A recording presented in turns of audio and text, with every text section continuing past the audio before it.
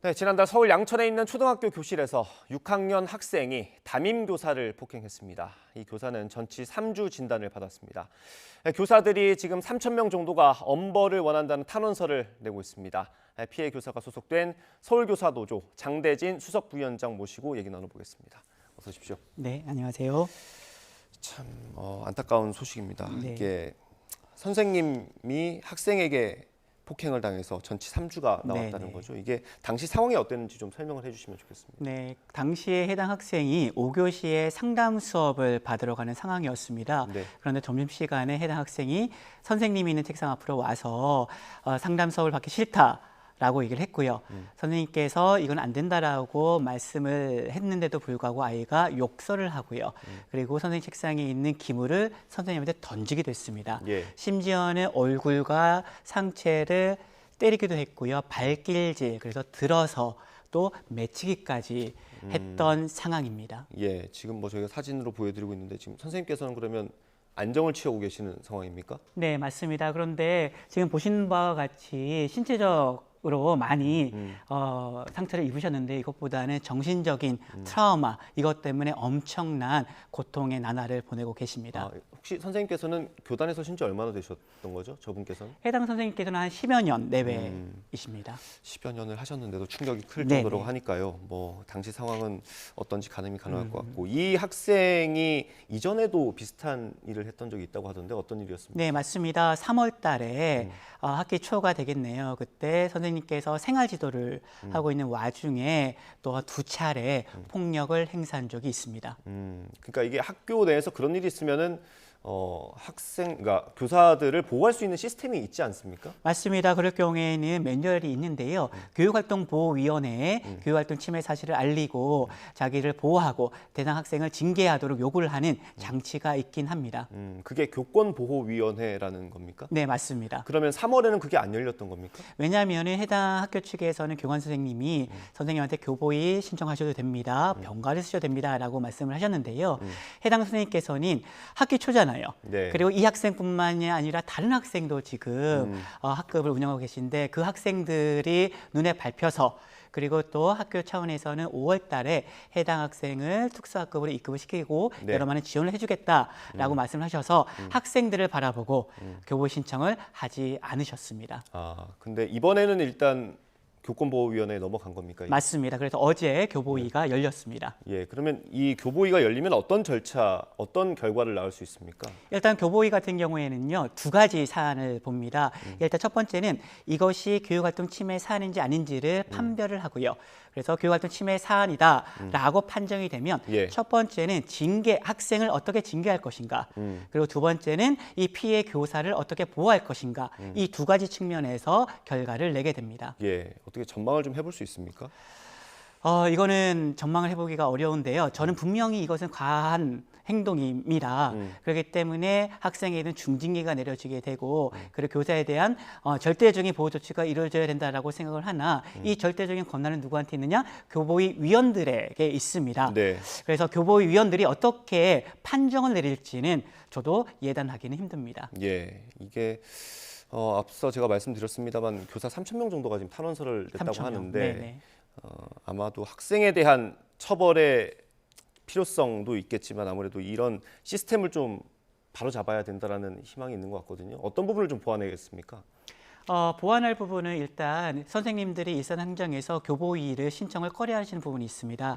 그 이후에 가장 문제가 되는 것이 바로 아동학대 신고의 위험성 때문입니다. 그러니까 교보위에 교사가 이거를 사안을 넘기면 아동학대 신고, 그러니까 가해자가 될 수도 있다라는 맞습니다. 불안함 때문인가요?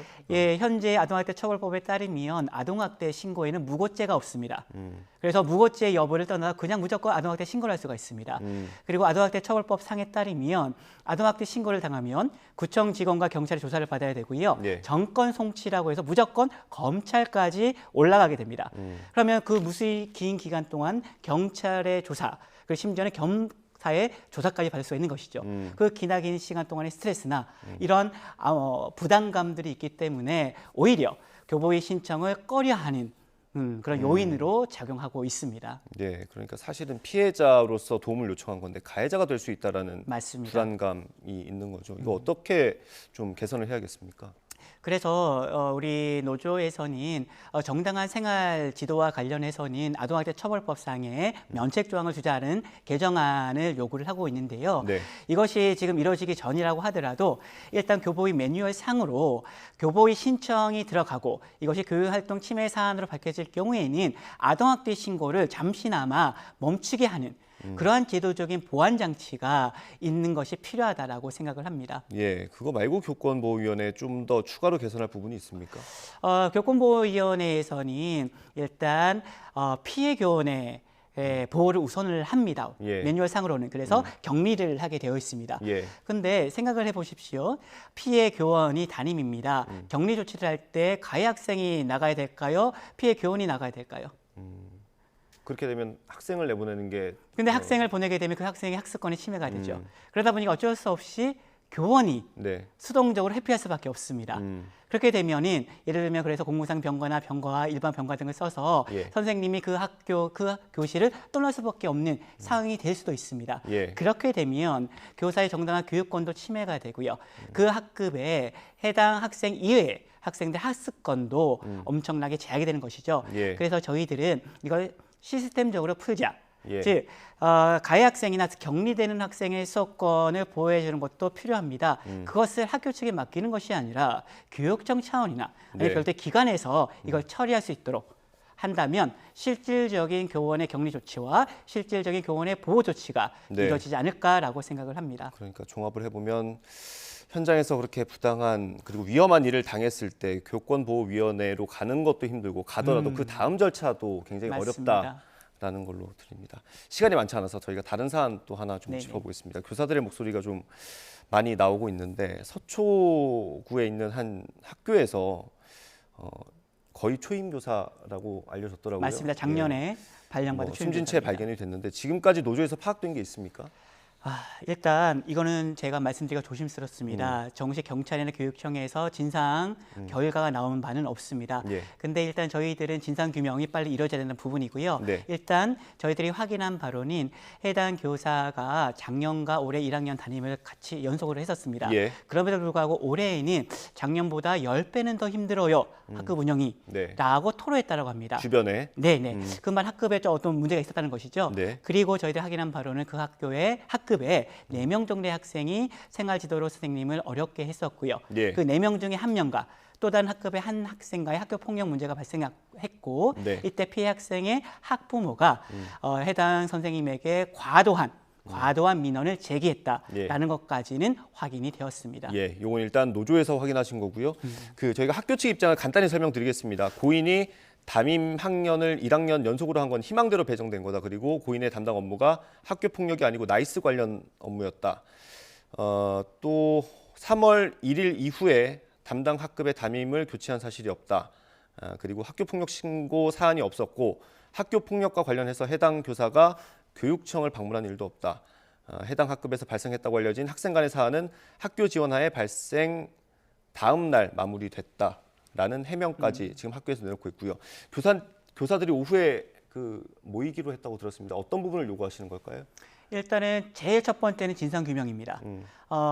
약간 합리적 의심이 드는 것이 그 사건이 발생한 것과 언론에 이 사실이 알려진 거에 간극이 있습니다. 왜 이렇게 간극이 있을까? 혹시나 있어서는 안 되지만 진상을 좀 덮으려는 뭔가가 있지 않았을까라는 합리적 의심이기 때문에 네. 명확하게 이 사안의 진상 규명이 일어나기를 요구하고 있고요. 두 번째로는 진상 규명 결과 이 선생님의 사연 중에 하나가 만약에 선생님께서 생활 지도와 관련해서 아니면 학부모의 민원과의 응대 과정에서 스트레스로 인한 것이라고 한다면 네. 그것이 요인의 하나라고 한다면 제2의 제3의 불행한 사태를 막기 위해서 교육부나 교육청 차원의 점점 엄중한 대책 마련을 요구를 하고 있습니다. 예.